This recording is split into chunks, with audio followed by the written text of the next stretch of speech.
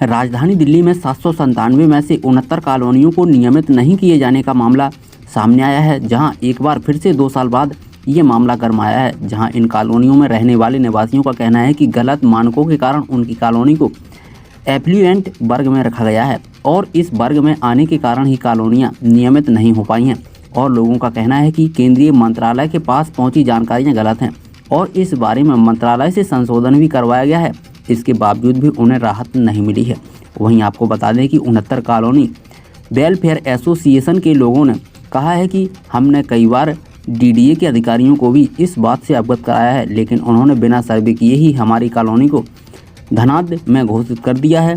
यानी कि अगर आप कॉलोनी में जाकर के देखें तो कोई भी कॉलोनी में एक भी मकान 50 या 60 गज से ज़्यादा नहीं बना है, लेकिन हमारी कॉलोनी को डीडीए के लोगों ने बिना सर्वे किए ही हमारी कॉलोनी को धनाढ्य घोषित कर दिया है। और हम यही मांग करते हैं कि एक बार हमारी कॉलोनी में आकर के खुद डीडीए के अधिकारी देखें और वहां से गलत सर्वे की जानकारी ना दें, जबकि हमारी कॉलोनी में छोटे छोटे मध्यम वर्गीय लोग रहते हैं जिनको अपना ही पता नहीं कि किस तरीके से गुजारा कर रहे हैं, लेकिन हमारी कॉलोनी में इन लोगों ने एक विकसित कॉलोनी के रूप में शामिल कर लिया है। ऐसा नहीं होना चाहिए। और जिस तरह से पीएम नरेंद्र मोदी देश के प्रधानमंत्री लगातार लोगों की मदद कर रहे हैं और आवासीय योजनाओं के तहत लोगों को आवास दे रहे हैं, लेकिन यहाँ तो हमारे आवास हमसे लेने की बात की जा रही है। जहाँ इन कॉलोनी में हमेशा 90% से अधिक कॉलोनी आसाउ दिल्ली चित्र में प्रभावित लोगों की बनी हुई हैं। यहाँ 69 कॉलोनी वेलफेयर एसोसिएशन के अध्यक्ष रमन अग्रवाल ने बताया कि सरकारी फाइलों में कॉलोनियों के बारे में गलत जानकारी दी गई है, जिसमें सुना जरा इससे संबंधित अधिकारियों व स्थानीय निवासियों को। मेरा नाम डॉक्टर गुरबचन सिंह है। मैं एग्रीकल्चर डॉक्टर हूँ। Deputy director of agriculture Haryana Faridabad से रिटायर हूँ। पिछले 26 साल से यहाँ रह रहा हूँ और यहाँ मैं 26 साल से सब पॉपुलेशन को ये भी 26 साल से रह रहे हैं। और सभी लोग ये जो बोल रहे थे पहले एम्प्लॉई, मैं एम्प्लॉयड रिटायर्ड हूँ। और यहाँ का जो है ना, आप मीडिया से हैं और मीडिया से हम अपेक्षा करेंगे कि यहाँ के जो तथ्य हैं ना वो सही पहुँचाए, जैसे कि इन्होंने सही तथ्य बताए हैं और आप समझ गए इस बात को और आप खुद भी इस चीज़ को देख सकते हो। और हमारे जो ना प्रयासों से हमने सब ने अपने अपना प्रधानमंत्री जी को निवेदन किया है कि हम 50 गज के हैं, 100 गज के हैं, 60 गज के हैं, 70 गज के हैं। कुछ लोगों ने उधर का मीडिया वालों को दिखा के, मैं मीडिया वालों की गलती नहीं बताऊंगा, लेकिन जैसे हम बता रहे हैं आपको, आप भी उस चीज़ को असलियत को देखेंगे। अब उन्होंने उनकी बात सुन के थोड़ा सा उन्होंने असलियत को इधर कर दिया और वो रिपोर्टिंग जो ना कहीं और की करके पता नहीं क्यों उन्होंने इस कॉलोनी को स्वार्थ में डाल दिया, हमें ऊंचे लोगों में डाल दिया। आप खुद देखिए जाके और सर्वे करिए खुद। प्लीज़ मेरी रिक्वेस्ट है आपसे कि आप खुद देखो। यहाँ गरीब, मैं खुद जो है ना गस्टेड होने के नाते मैं रोटी खाने के लिए लाले हैं, मेरे हैंड टू माउथ हूँ मैं। और ऐसे मेरे जैसे सारे और भी कई हैं जो कि हैंड टू माउथ हैं। गस्टेड अफसर वो भी रिटायर्ड हैं, कोई किससे रिटायर्ड है। और हमने अपनी जीवन की कमाई, आप भी नौकरी करते होंगे, अपने जीवन की कमाई करके जीपीएफ से पैसा निकाल के या घरों से या उधारा लेके, लोन लेके, पता नहीं कैसे कैसे बनाए हैं। और 25 साल से, हम 26 साल से, पीछे इंदिरा गांधी सरकार आई थी, उन्होंने सर्टिफिकेट भी दिए हैं कि आपको हम रेगुलाइजेशन करेंगे। उस सर्टिफिकेट के बावजूद भी देखिए अपनी अपनी पॉलिसी होती है। हमारे प्रधानमंत्री नरेंद्र मोदी जी की, माननीय नरेंद्र मोदी जी की अच्छी पॉलिसियाँ हैं, बहुत अच्छी हैं, पर पता नहीं वो रिपोर्टिंग से या कैसे ही किस हिसाब से वो जो है ना ये इस कॉलोनी को उसमें 69 कॉलोनी में एफिलेट कर दिया है। ये हमारे से न्याय होए। और हमारी आपकी कॉलोनी को इस तरह ये दिखा दिया, लेकिन अगर सुविधाओं की बात करी जाए तो किस तरीके की सुविधाएं ऐसा है कि सुविधाएं अब जो है ना कुछ थोड़ी थोड़ी अच्छी हैं। बिजली मिल रही है, पानी मिल रहा है, पानी भी थोड़ा कम आता है क्योंकि हम लास्ट में हैं। पानी की भी हमारे साथ वो व्यवस्था नहीं है जो पूरी होनी चाहिए थी। सड़कें अब बनी हैं, वो ऊंची नीची बनी हैं, उसमें सर्वे जो हुआ वो ठीक हुआ होगा, लेकिन कहीं से ऊंची हैं, कहीं से नीची हैं। आगे से पानी पीछे को आ रहा है, घरों में घुस रहा है। मैं आपको मीडिया दिखा सकता हूँ, I can see you media, ठीक है ना।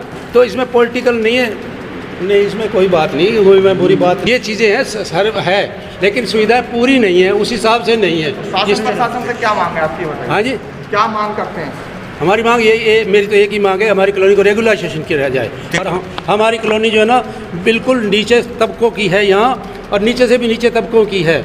मेरी सिर्फ एक ही मांग है, बाकी मांगें मिलती रहेंगी, मिले ना मिले, हमारी कॉलोनी कम से कम हमें आशा तो हो कि हमारी कॉलोनी रेगुलराइजेशन है, हम अपना मालिकाना हक जता सकें कि हम मालिक हैं। अभी तो हम कुछ भी नहीं, भीख मांग रहे हैं, भिखारी हैं, नीचे रह रहे हैं, हम हाथ जोड़ रहे हैं, कभी किसके, ठीक है ना। वह है मैं छतरपुर एक्सटेंशन RWA का प्रेसिडेंट हूँ, जहाँ आप लोग खड़े हैं। सबसे पहले मैं आप ही का धन्यवाद करना चाहूँगा कि हमारी पीड़ा को समझने के लिए कम से कम आप लोगों ने तो हमारी तरफ ध्यान दिया।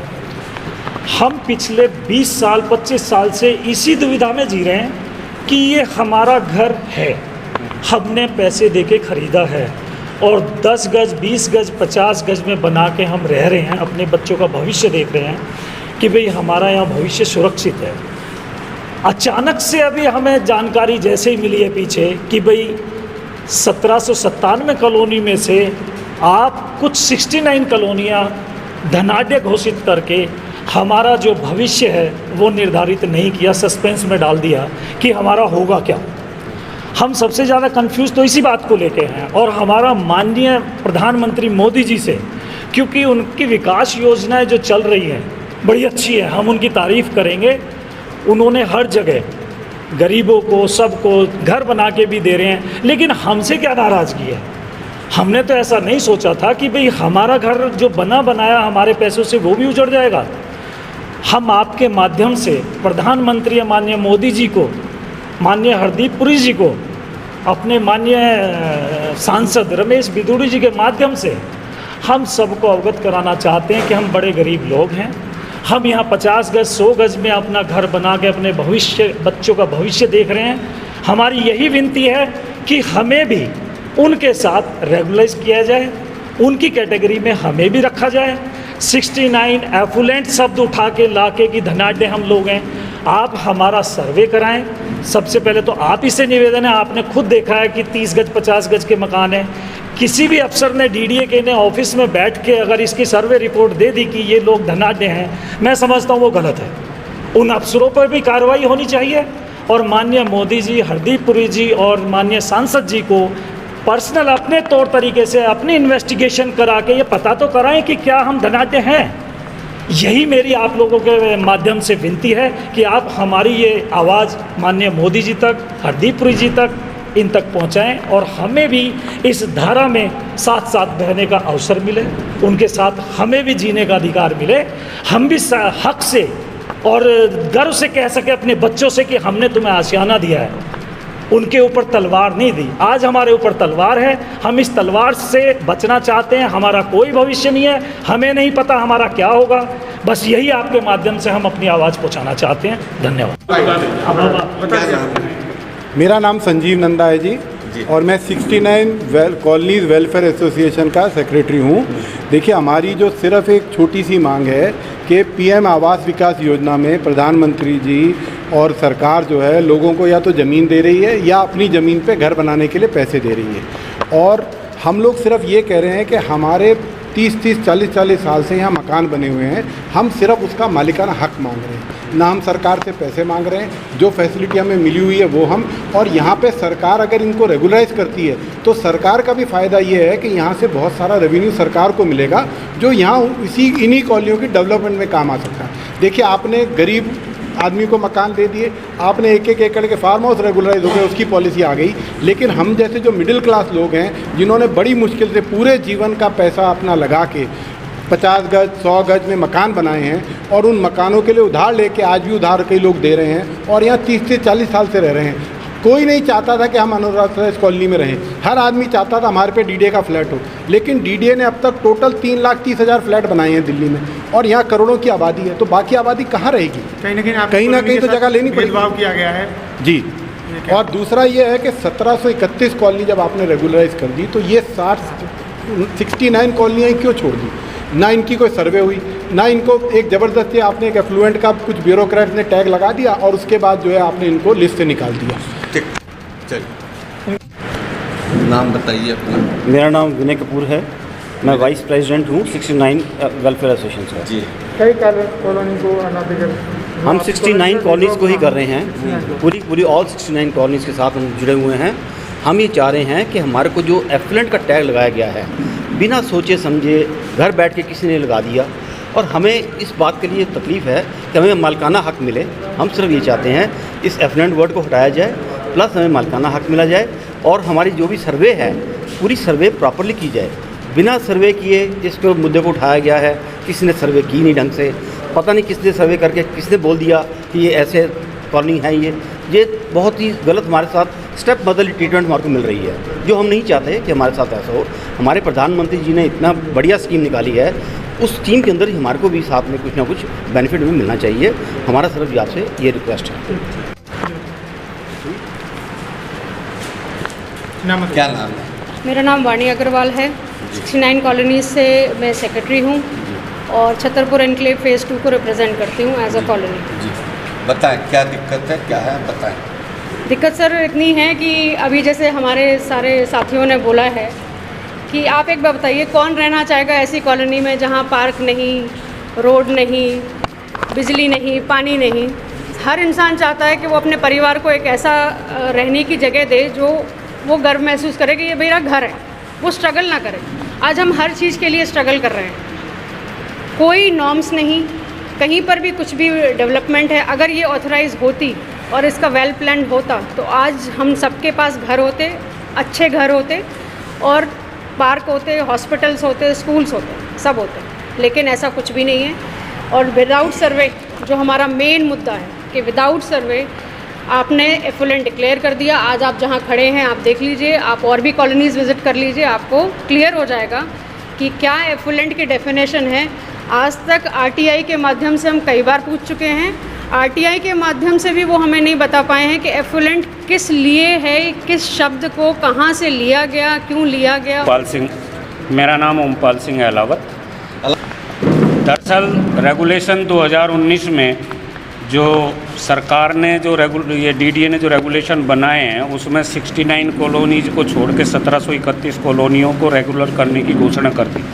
हम प्रधानमंत्री जी के आभारी हैं कि उन्होंने 96% कॉलोनियों को रेगुलराइज करने की जब घोषणा करी तो हमें भी आशा थी कि हमारी कॉलोनियाँ भी रेगुलर होंगी। लेकिन इसमें दुर्भाग्य रहा कि जो लैंड माफिया था या जो भ्रष्ट जो ब्यूरोक्रेट्स बैठे थे, उन्होंने बंद कमरों में, एसी कमरों में बैठ के और ये 69 कॉलोनीज का बिना सर्वे किए, यहाँ पे आके कुछ नहीं देखा कि कौन लोग किस दशा में रह रहे, बिना सर्वे किए और हमारी कॉलोनियों को उन कॉलोनियों के साथ जोड़ दिया जो संभ्रांत पहले से थी।